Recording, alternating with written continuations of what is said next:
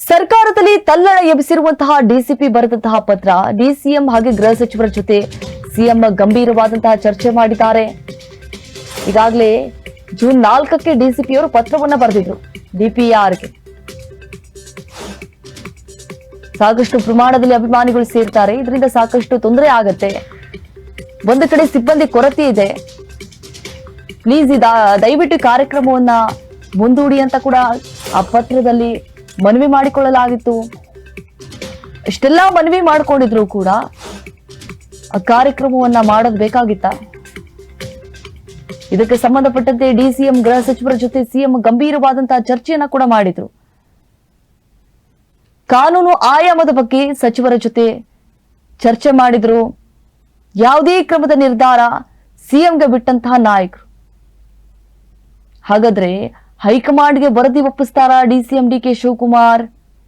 ಏನೆಲ್ಲ ಬೆಳವಣಿಗೆ ಆಗ್ತಾ ಇದೆ ಅನ್ನುವಂಥದ್ದು ಏನಾದ್ರೂ ಹೈಕಮಾಂಡ್ ನಾಯಕರ ಗಮನಕ್ಕೆ ತರ್ತಾರ?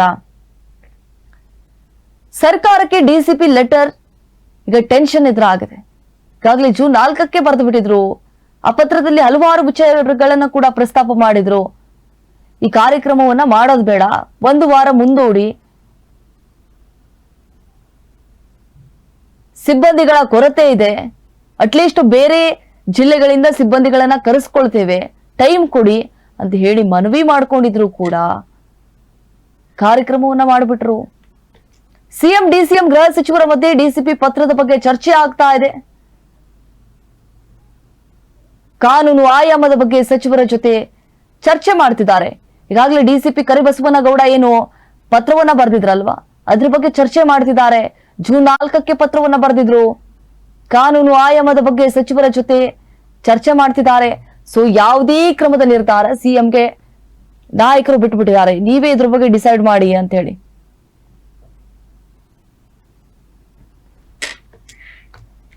ಡಿಪಿಆರ್ ಕಾರ್ಯದರ್ಶಿ ಸತ್ಯವತಿ ಅವರಿಂದ ಮಾಹಿತಿಯನ್ನ ಸಂಗ್ರಹಿಸಲಾಗ್ತಾ ಇದೆ.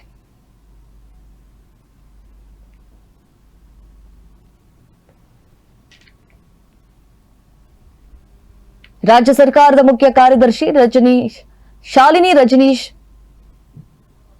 ಹಾಗೆ ರಾಜ್ಯ ಪೊಲೀಸ್ ಮಹಾನಿರ್ದೇಶಕ ಸಲೀಂ ಕೂಡ ಆ ಸಭೆಯಲ್ಲಿ ಭಾಗಿಯಾಗಿದ್ರು. ರಾಜ್ಯ ಗುಪ್ತಚರ ಇಲಾಖೆಯ ಎಡಿಜಿಪಿ ಎಸ್ ರವಿ ಅವರು ಕೂಡ ಭಾಗಿಯಾಗಿದ್ರು. ನೋಡಿ, ಕಾಲ್ತುಳಿತ ಪ್ರಕರಣಕ್ಕೆ ಸಂಬಂಧಪಟ್ಟಂತೆ ಡಿಪಿಆರ್ ಸತ್ಯವತಿಗೆ ಬರೆದಿದ್ದಂತಹ ಡಿಸಿಪಿ ಪತ್ರ ಈಗ ಭಾರಿ ವೈರಲ್ ಆಗ್ತಾ ಇದೆ ಎಲ್ಲೆಡೆ. ಆರ್ಸಿಬಿ ತಂಡದ ಸನ್ಮಾನ ಕಾರ್ಯಕ್ರಮವನ್ನ ವಿಧಾನಸೌಧದಲ್ಲಿ ಆಯೋಜನೆ ಮಾಡಿದ್ರಲ್ವಾ, ಭದ್ರತಾ ಸಮಸ್ಯೆ ಉಂಟಾಗಬಹುದು ಅಂತ ಹೇಳಿ ವಿಧಾನಸೌಧ ಭದ್ರತಾ ವಿಭಾಗದ ಡಿಸಿಪಿ ಕೂಡ ಎಚ್ಚರಿಸಿದರು. ಆರ್ಸಿಬಿ ಕ್ರಿಕೆಟ್ ತಂಡದ ಸನ್ಮಾನ ಕಾರ್ಯಕ್ರಮವನ್ನ ವಿಧಾನಸೌಧದ ಭವ್ಯ ಮೆಟ್ಟಿಲುಗಳ ಮೇಲೆ ಆತುರದಲ್ಲಿ ಆಯೋಜಿಸಿದ್ರೆ ಬಂದೋಬಸ್ತ್ ಕರ್ತವ್ಯಕ್ಕೆ ತೊಂದರೆ ಆಗತ್ತೆ ಅಂತ ಹೇಳಿ ವಿಧಾನಸೌಧದ ಭದ್ರತಾ ವಿಭಾಗದ ಡಿಸಿಪಿ ಕರಿಬಸವನಗೌಡ ಜೂನ್ 4ರಂದೇ ಸಿಬ್ಬಂದಿ ಮತ್ತು ಆಡಳಿತ ಸುಧಾರಣಾ ಇಲಾಖೆ ಕಾರ್ಯದರ್ಶಿ ಸತ್ಯವತಿ ಅವರಿಗೆ ಬರೆದಿದ್ರು.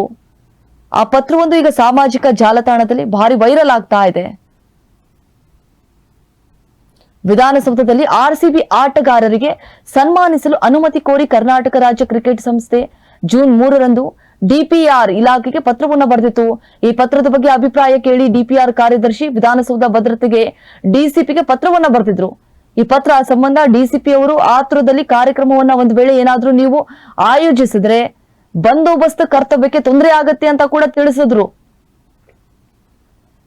ನಿಯಮಾನುಸಾರವಾಗಿ ಕಾರ್ಯಕ್ರಮ ನಡೆಸಲು ಸಮಯ ಅವಕಾಶ ಅಗತ್ಯ ಇದೆ, ಆದ್ರೂ ಕೂಡ ಸರ್ಕಾರ ತೆಗೆದುಕೊಳ್ಳುವ ನಿರ್ಣಯದಂತೆ ನಡೆದುಕೊಳ್ಳುವುದಾಗಿ ಕೂಡ ಅಭಿಪ್ರಾಯ ಆ ವರದಿಯಲ್ಲಿ ಉಲ್ಲೇಖಿಸಿದ್ದಾರೆ. ಸಿಬ್ಬಂದಿ ಕೊರತೆಯಿಂದ ತೊಂದರೆ ಉಂಟಾಗತ್ತೆ. ಆರ್ಸಿಬಿ ಕ್ರಿಕೆಟ್ ತಂಡಕ್ಕೆ ದೇಶಾದ್ಯಂತ ಅಭಿಮಾನಿಗಳು ಇದ್ದಾರೆ. ವಿಧಾನಸೌಧದ ಭವ್ಯ ಮೆಟ್ಟಿಲುಗಳ ಮೇಲೆ ಆತುರದಲ್ಲಿ ಕಾರ್ಯಕ್ರಮವನ್ನ ಆಯೋಜಿಸಿದ್ರೆ ಲಕ್ಷಾಂತರ ಸಂಖ್ಯೆಯಲ್ಲಿ ಅಭಿಮಾನಿಗಳು ವಿಧಾನಸೌಧಕ್ಕೆ ಆಗಮಿಸುವಂತ ನಿರೀಕ್ಷೆ ಇದೆ. ವಿಧಾನಸೌಧ ಭದ್ರತಾ ವಿಭಾಗದಲ್ಲಿ ಅಧಿಕಾರಿ ಸಿಬ್ಬಂದಿ ಕೊರತೆ ಇರುವುದರಿಂದ ಬಂದೋಬಸ್ತ್ ಕರ್ತವ್ಯಕ್ಕೆ ತೊಂದರೆಯಾಗುವಂತಹ ಸಾಧ್ಯತೆ ಇದೆ ಅಂತ ಹೇಳಿ ಆ ಪತ್ರದಲ್ಲಿ ಉಲ್ಲೇಖಿಸಿದ್ರು. ಹಾಗೆ ಜೂನ್ 4ರಂದು ವಿಧಾನಸೌಧದ ಭವ್ಯ ಮೆಟ್ಟಿಲುಗಳ ಮೇಲೆ ಕಾರ್ಯಕ್ರಮವನ್ನ ಆಯೋಜನೆ ಮಾಡುವುದರಿಂದ ಸಾರ್ವಜನಿಕರಿಗೆ ವಿಧಾನಸೌಧ ಪ್ರವೇಶಿಸಲು ವಿತರಣೆ ಮಾಡುವಂತಹ ಆನ್ಲೈನ್ ಮತ್ತು ಆಫ್ಲೈನ್ ಪಾಸುಗಳನ್ನು ಸಂಪೂರ್ಣವಾಗಿ ನಿರ್ಬಂಧಿಸಬೇಕು.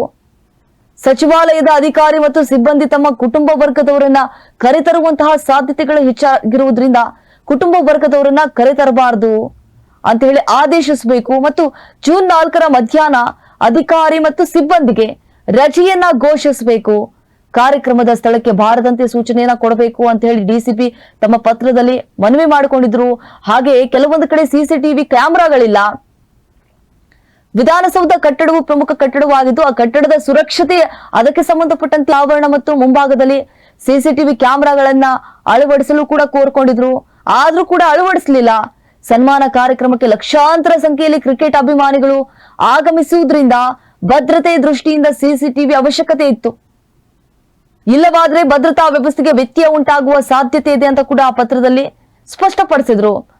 ನೋಡಿ, ತಾಸು ಮೊದಲು ವೇದಿಕೆಯನ್ನ ಬಿಟ್ಟುಕೊಡಬೇಕಾಗಿತ್ತು. ಕಾರ್ಯಕ್ರಮದಲ್ಲಿ ಕ್ರಿಕೆಟ್ ಆಟಗಾರರನ್ನ ಸನ್ಮಾನಿಸುವ ಸಂಬಂಧ ವೇದಿಕೆಯು ಸದೃಢವಾಗಿರುವ ಬಗ್ಗೆ ವಿಧಾನಸೌಧದ ಲೋಕೋಪಯೋಗಿ ಇಲಾಖೆಯಿಂದ ದೃಢೀಕರಣ ಪತ್ರ ತೆಗೆದುಕೊಳ್ಳುವಂತಹ ಕನಿಷ್ಠ 2 ತಾಸು ಮೊದಲು ವೇದಿಕೆ ಪರಿವೀಕ್ಷಣೆಗೆ ಬಿಟ್ಟುಕೊಡಲು ಆಯೋಜಕರಿಗೆ ತಿಳಿಸಬೇಕಾಗಿತ್ತು. ಸಮನ್ವಯತೆ ಸಮಯ ಬೇಕಾಗಿತ್ತು. ಸರ್ಕಾರದ ನಿರ್ಣಯಕ್ಕೆ ಬದ್ಧರಾಗಿದ್ರು. ಇನ್ನು ಕಾರ್ಯಕ್ರಮಗಳಲ್ಲಿ ಹೊರಗಿನಿಂದ ಡ್ರೋನ್ ಕ್ಯಾಮೆರಾ ಬಳಸುವ ಸಾಧ್ಯತೆ ಇರುವುದರಿಂದ ಆಂಟಿ ಡ್ರೋನ್ ಸಿಸ್ಟಮ್ ಅಳವಡಿಸುವಂತಹ ಅಗತ್ಯವಿದೆ. ವಿಧಾನಸೌಧ ಕಟ್ಟಡವು ಪಾರಂಪರಿಕ ಕಟ್ಟಡ ಆಗಿರುವುದರಿಂದ ಭದ್ರತೆ ದೃಷ್ಟಿಯಿಂದ ಕಟ್ಟಡಕ್ಕೆ ಯಾವುದೇ ರೀತಿಯಾದಂತಹ ಧಕ್ಕೆಯಾಗದಂತೆ ನಿಯಮಾನುಸಾರ ಕಾರ್ಯಕ್ರಮ ನಡೆಸಲು ಸಮಯ ಅವಕಾಶ ಅಗತ್ಯ ಇದೆ. ಆದ್ರೂ ಕೂಡ ಸರ್ಕಾರ ತೆಗೆದುಕೊಳ್ಳುವ ನಿರ್ಣಯದಂತೆ ನಡೆದುಕೊಳ್ಳುವುದಾಗಿ ಕೂಡ ಡಿಸಿಪಿ ಅವರು ಡಿಪಿಆರ್ ಇಲಾಖೆ ಕಾರ್ಯದರ್ಶಿಗೆ ತಮ್ಮ ಅಭಿಪ್ರಾಯ ವರದಿಯಲ್ಲಿ ಕೂಡ ತಿಳಿಸಿದ್ರು. ಅಷ್ಟೆಲ್ಲಾ ತಿಳಿಸಿದ್ರು ಕೂಡ ಈ ಕಾರ್ಯಕ್ರಮವನ್ನ ಮಾಡೋದ್ ಬೇಕಾಗಿತ್ತ? ಇದು ಸಾರ್ವಜನಿಕ ವಲಯದಲ್ಲಿ ತೀವ್ರ ಆಕ್ರೋಶ ಕೂಡ ಭುಗಿಲೆದ್ದಿದೆ. ಇತ್ತ ಬಿಜೆಪಿ ನಾಯಕರು ಕೂಡ ಆಕ್ರೋಶವನ್ನು ಹೊರ ಹಾಕ್ತಿದ್ದಾರೆ. ನೈತಿಕತೆ ಇದ್ರೆ CM Siddaramaiah, DCM DK Shivakumar ಹಾಗೆ ಗೃಹ ಸಚಿವರಾದಂತಹ ಡಾಕ್ಟರ್ ಜಿ ಪರಮೇಶ್ವರ್ ಅವರು ರಾಜೀನಾಮೆ ಕೊಡಲೇಬೇಕು. ನಮ್ಮ ರಾಜ್ಯದಲ್ಲಿ ಗೃಹ ಸಚಿವರು ಇದಾರೋ ಇಲ್ವೋ ಅನ್ನೋದೇ ಗೊತ್ತಿಲ್ಲ. ಏನ್ ಕೆಲಸ ಮಾಡ್ತಿದಾರ ಅವರು ಅಂತ ಹೇಳಿ ಇತ್ತ ಬಿಜೆಪಿ ನಾಯಕರು ಕೂಡ ಅಂದ್ರೆ ಮೈತ್ರಿ ನಾಯಕರು ಕೂಡ ಆಕ್ರೋಶವನ್ನ ಹೊರ ಹಾಕ್ತಿದ್ದಾರೆ.